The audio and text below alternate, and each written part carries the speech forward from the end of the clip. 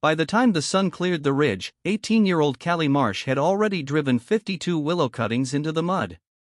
They looked ridiculous. Each one was little more than a gray-brown stick, stripped of leaves, no thicker than her finger. She carried them in bundles under one arm, walked down into the dry creek bed, and pushed them into the dampest patches she could find along the bank. From the road above, it looked like she was planting firewood. Old Mr. Pruitt slowed his truck when he saw her. He rolled the window down. "Those things dead?" Callie wiped mud from her hands onto her jeans. "No." Pruitt looked at the bundle beside her. "They sure look dead." He laughed, shifted into gear, and drove on. Callie watched the dust settle behind him. She didn't answer. There was nothing she could say that would make the creek look alive. Not anymore. The creek had once cut a narrow silver line through the bottom of 3 farms. Callie's father remembered wading it as a boy. Her grandmother remembered the sound of it running past the kitchen window at night. By the summer Callie turned 18, most of it was a scar. Water still came after heavy rain, but it never stayed. The banks had caved in 3 places. Cattle crossed without leaving a print. People had stopped calling it the creek. They called it the ditch. Callie hadn't planned on any of it. 3 weeks earlier, mending a fence line, she'd noticed something strange. Almost every plant along the bank was brown, except for one bend, where 4 old willow shrubs leaned out over the channel. Their leaves were dusty but green. Beneath them, the ground felt cooler. When she scraped away the top inch of soil with her fingers, the dirt underneath was dark. Damp. She went back the next morning. Then the morning after. The pattern held. Open ground dried first. The ground under the willows held moisture longer. She didn't know yet if that meant anything. She knew enough not to ignore it. So she cut young branches off the old willows, trimmed them straight, and started planting them along the dead creek. Her father thought she was wasting a week. The neighbors thought she was planting sticks in mud. By noon she'd planted 40. By sundown, 52. Before she left that first evening, she stood alone on the creek bed and looked at the thin line of bare cuttings running along the bank. No leaves. No shade. No proof. Just sticks and mud. 3 summers later, trucks would line the road above that farm, and the men inside them would not be laughing. They'd be asking Callie how many cuttings she could spare. The creek hadn't died in one bad summer. That was what made it easy to stop noticing. There'd been no flood that wiped it out, no single disaster to point to. Just less, every year, than the year before. Spring rain still filled the channel, but it never stayed past the storms that brought it. The water ran fast, cut deep in the bends, and left the flats bare and cracked by July. Callie had grown up on a different version of this creek. Her father talked about it like a place that still existed somewhere, just not here anymore. Her grandmother talked about frogs loud enough to keep the windows shut. By the time Callie was old enough to really look at the ditch, those stories sounded like they belonged to somebody else's farm. What unsettled her wasn't the loss. It was that the land kept contradicting it. Water still chose the old channel when it rained, even with nothing left to hold it there. A few low spots stayed soft longer than the ground around them. One bend, for reasons nobody could explain, held on when everything near it gave up. She started asking a different question. Not why the creek had died. Why hadn't all of it? By late July, the whole valley had faded to the same tired brown, except that one bend. 4 old willows, scarred and half dead themselves, still carried leaves. Callie climbed down under them and pressed her fingers into the soil. Dry on top. Cool underneath. She scraped deeper. Not much moisture. Enough to make her stop. She didn't decide the willows were the answer. She decided to test it. The next morning she dug 3 holes, one in bare dirt, one by surviving grass, one under the willow canopy. The bare dirt was hard within an inch. The grass held a little more. The soil under the willows broke apart easy and stayed cool going down. She repeated it up and down the creek. The results moved around, but the pattern didn't disappear. Wherever something green had survived, the ground under it held on longer. She started carrying a notebook after that. She marked the banks that caved after storms, the bends where leaves piled up, the low spots that stayed soft. The creek stopped looking like one dead line and started looking like a map: fast water here, slow water there, bare dirt, shade, moisture, gravel. And at the center of the pattern, those 4 old willows. She still didn't know exactly what they were doing. Deeper roots, maybe. Shade slowing the drying out. Branches catching leaves and silt. Maybe all of it together. That uncertainty didn't bother her. She wasn't looking for a miracle anymore. She was looking for something she could repeat. One evening she cut a young branch off the healthiest of the 4. Straight, plain, nothing special to look at. She turned it over in her hands and thought about something she hadn't thought to ask before. If these 4 trees had lived where nearly everything else hadn't, could a piece of one of them start the same thing somewhere new? She found the answer in an old extension pamphlet stacked in her father's shed. Certain willows could root straight from a live cutting, no seed, no nursery, nothing but a stem and enough contact with wet ground. A branch could become another tree. Her first attempt taught her almost nothing except how wrong a guess could be. She planted wherever the bank looked empty.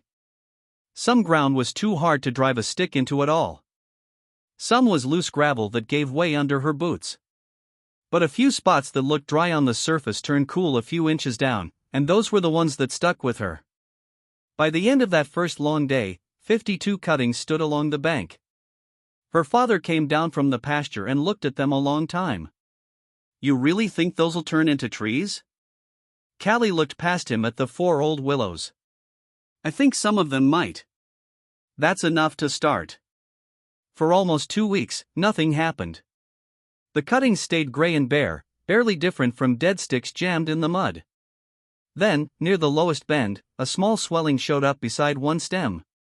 2 days later, a bud opened. Then another, further down.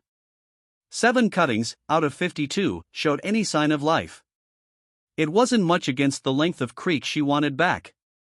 But it crossed a line that mattered. Until then, she'd only known the old willows could survive. Now she knew a piece of one could become something new on its own. In her notebook that night, the stick was never dead. It just needed the right ground. By midsummer she'd planted past 100 cuttings. For a while, the numbers made her hopeful. Then the heat came. 6 days straight, climbing. The shallow moisture on the upper banks dried out completely.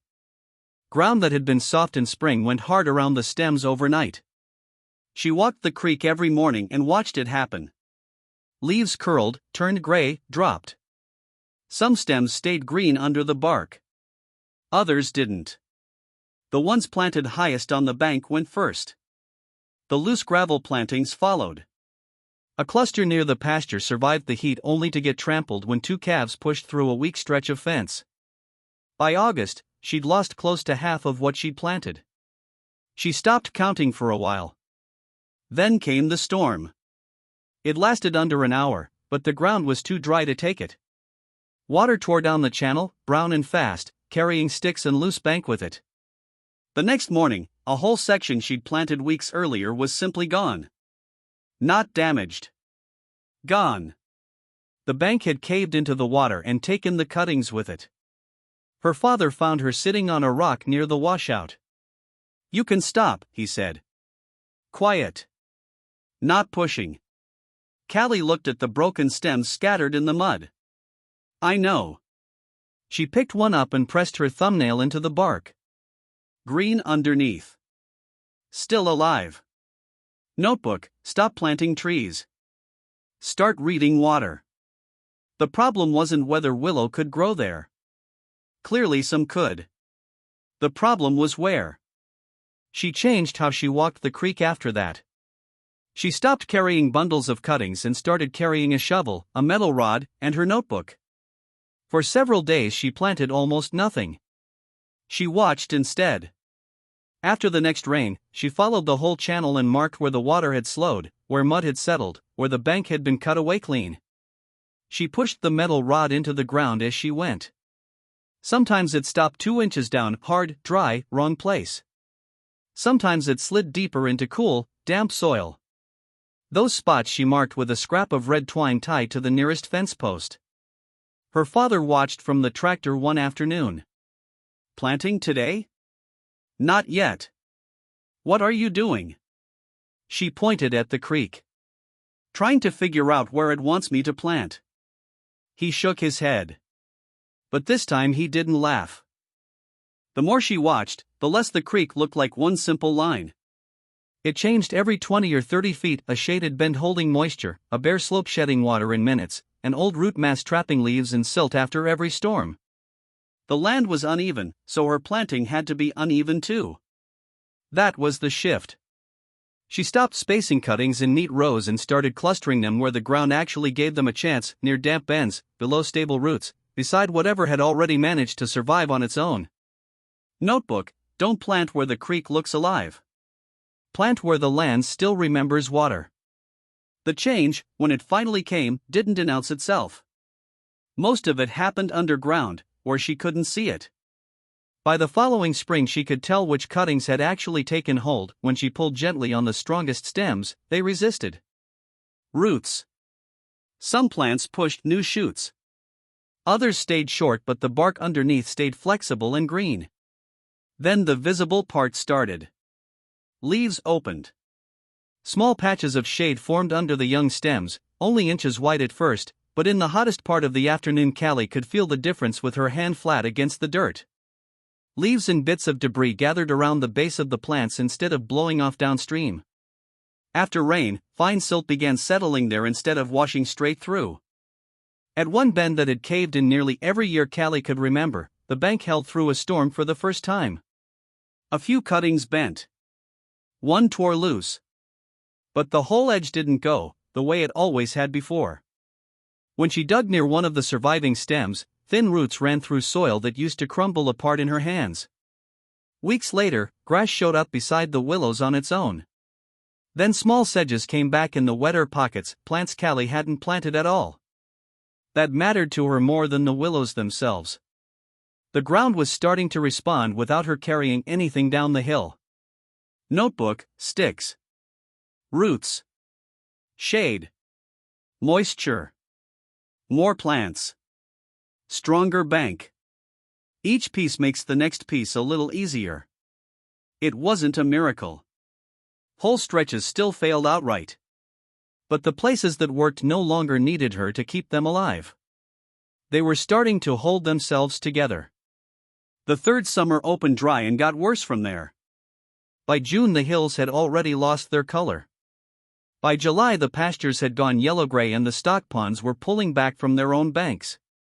People talked about rain the way they talked about money, who'd gotten some, who hadn't, who might not make it through August. Callie heard it at the feed store, outside church, at the pumps. Everyone was watching the sky. She was watching the creek. The old channel had stopped running weeks before. At a glance it looked the way it had 3 years earlier: dry gravel, bare stone, nothing moving. But Callie knew where to look now. She walked toward the willow corridor in the hottest part of the afternoon and the difference showed before she even reached it. Green. Not everywhere. Not dramatic. But there. The grass beneath the willows had faded but hadn't died. Small patches of sedge still held on in the lowest ground. She stepped under the branches and felt the temperature drop. She pushed the rod into the soil. It went deeper than it did on the bare bank upstream. She dug. Dry on top, darker below, and under that, still holding moisture. Nothing magical had happened. The willows hadn't defeated the drought. They'd only slowed how fast this one small stretch of ground gave up what little water it had. Shade cut the direct heat. Roots held the soil together. Leaf litter covered the surface. Over 3 years, those small things had started reinforcing each other. She'd finally learned the difference between saving water and making it. She'd done the first. It was enough. A few days later, Mr. Pruitt's truck slowed again. This time he didn't laugh. He climbed down and walked to the creek, stood under one of the taller willows, and looked upstream at the bare bank, then down at what Callie had built. How long's this stayed green? Longer than the pasture. He crouched and touched the soil. Said nothing for a moment. Then looked up at her. You watering these? No. All summer? No. He stood slowly. His face had changed. 3 years earlier he'd seen sticks in mud. Now he was looking at evidence, and evidence moves fast in farm country. Within 2 weeks, another neighbor came to see for himself. Then another. They asked about rainfall, about soil, about what exactly she'd planted. But the question that kept coming back was simpler than any of that. Where'd you get the willows?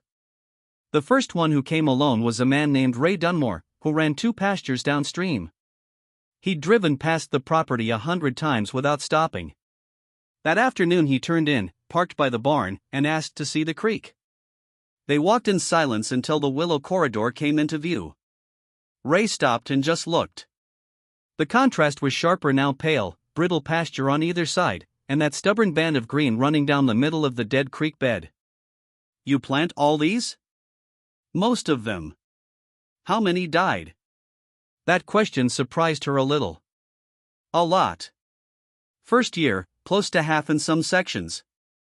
He stepped closer to the bank. So what changed? That was the question she'd been waiting for. Not what kind of tree. Not what fertilizer. What changed? She walked him to the old willow bend, then to the places where her first plantings had failed outright, and explained it plainly: the dry upper banks that killed the early ones, the storm that tore out a whole section, the slow shift from planting everywhere to planting only where the ground gave the roots a chance. Ray crouched by one of the younger willows and pressed his hand into the dirt. You irrigate this? No. You sure? She smiled. I'd know if I was hauling water down here every week. He laughed, then went serious again. He had a drainage cut on his own place that washed out every spring and baked hard by July. He nodded at one of her branches. Could I grow one of these from that? She looked at the branch in her hand. 3 years earlier it had been part of an experiment nobody believed in. Now somebody wanted it as a resource. Maybe. If you put it in the right place. Ray came back 2 days later with pruning shears. Then another neighbor showed up. Then 2 brothers from a farm north of the county line. Nobody announced any of it. It just moved, the way word moves along a fence line, farm to farm. They asked the same questions, over and over. How deep? How wet? What time of year? Did the cattle eat them? What happened in floods? Callie told them what she knew, and when she didn't know something, she said so plainly. That honesty made people listen closer, not less. By late August, trucks were stopping at the farm most weeks. Some people came out of curiosity. Some had eroding banks of their own. A few just wanted to see if the story was true. Almost every one of them left with the same thing writing in the truck bed: bundles of plain gray-brown willow cuttings that, 3 summers earlier, nobody would have bothered picking up off the ground. What the farmers thought they were collecting was branches. What Callie had started to understand she was actually handing them was generations. Her first cuttings had come from 4 old, half-dead willows at one surviving bend. Those had rooted, grown, and were now tall enough to be cut again themselves. One afternoon she stood beside her strongest first-year willow, taller than she was by then, and cut 3 straight stems from its base. On the ground by her boots, they looked almost exactly like the bundle she'd carried into the creek 3 summers earlier. Plain. Gray. Ordinary. Except now she knew what each one actually was. Not a guaranteed tree. A chance, if it landed somewhere the ground could hold it. Word eventually reached a county conservation office, and a technician named Owen Castle drove out with a notebook of his own, a measuring tape, and a camera. Callie met him near the barn. So this is the place? She nodded, and instead of walking him straight to the greenest stretch, she led him upstream first, to the failures: dead stems still standing in bare dirt, old planting holes where she'd once tried to force neat rows into ground that couldn't hold them. Owen stopped. You left these? I wanted to remember what didn't work. That answer changed the whole visit. She showed him where the upper bank cuttings had dried out, where the storm had ripped a section clean away, where cattle had trampled a cluster before the fence was fixed. Only after that did she take him downstream, where a scattering of surviving willows had grown into a narrow, unbroken corridor. Roots held sections of bank that used to crumble on contact. Leaf litter covered the ground beneath the branches. The creek was still dry in places, and she made sure he saw that too. She had no interest in making it sound like more than it was. How long? He asked. 3 summers. No irrigation, not after the first year. He wrote that down. Then she handed him her notebook, full of crude maps, failed planting spots, storm notes, moisture tests, and 3 years of a plan slowly changing shape. What interested him wasn't just that the willows had grown. It was that she could explain exactly why some places worked and others hadn't. A week later she was invited to a small county meeting on drought and erosion. 3 years before, people had watched an 18-year-old push bare sticks into mud and laughed. Now the questions were different. How did she choose where to plant? How deep? What failed and why? She answered carefully, and she refused to make it sound like a miracle, because it wasn't one. The willow hadn't made water. It hadn't fixed the whole creek. What it had done was survive in the right places long enough for roots in shade and settled silt to slowly change the ground around it. The county had come looking for a technique. What Callie gave them was slower and less impressive to write down, watch, plant, lose some, learn, and try again from whatever survived. By the end of that third summer, the creek still wasn't the one her grandmother remembered. No deep pools. No steady current. No frogs at night. Callie never pretended otherwise. But it wasn't the ditch it had been either. Young willows leaned over ground that used to be bare dirt. Grass and sedge had come back on their own in the pockets the willows protected. After storms, some stretches held together that never used to. One September morning, Callie stood at the original bend with pruning shears in her hand. A truck pulled up above the pasture. Then another. Then a third. Farmers climbed down carrying gloves and empty tubs for cuttings. She smiled watching them come down the slope. 3 years earlier she'd stood in almost the same spot holding her first bundle, and nobody had wanted a single one. She cut a straight young stem near the base. One of the men reached for it. She held it a second before handing it over.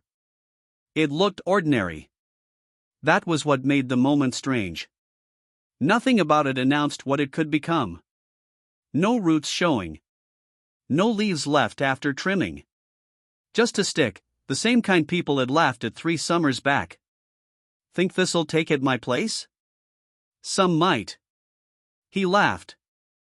That's all you'll promise me? That's all anyone should. She pointed toward the creek. Don't copy where I planted. Watch your own ground first. He followed her hand toward the low spots, the bends, the places sheltered from cattle, the ground where water slowed after rain. The willow had never really been the lesson.